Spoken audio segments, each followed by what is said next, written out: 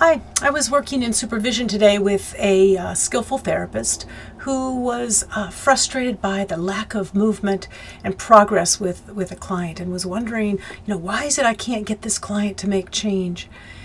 And so we started talking about responsibility for change and that whole the struggle that we have as therapists to want to bring about transformation and shift in our clients, but aware that it's kind of up to the client to make the changes that they need to make.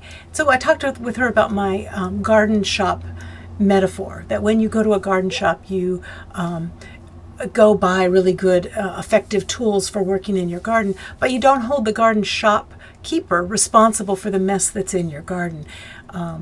You don't go back the next week and say, hey, I bought a really great hoe last week and that hoe is not making my yard better.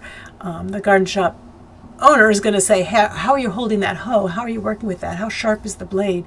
They're going to help you assess the tool, but they're not going to go home and do the work for you. That's really your job. And so I like that as a metaphor for the kind of work I do in effective therapy, which is to sell my clients really skillful tools, help them sharpen them, help them know how to hold them or work with them so that the tool is effective.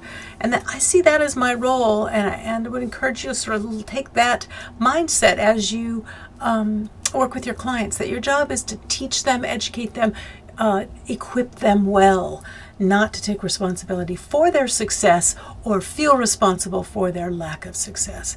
If they're not succeeding, then I think it's helpful to evaluate what are the tools that they've got in their toolbox that would help them change whatever it is they're desiring to change. So I think we need to take the lack of growth in our clients very seriously, but not own responsibility for the lack of growth, but equip them better so that they are effective in managing their lives. You want more ideas on how to do effective and powerful therapy? Go to my website, elsbethmartindale.com, and have a look at the various tools and strategies that I've gathered out of 30 years of doing this work that can help you be powerful and effective and engaged in your work. Thank you.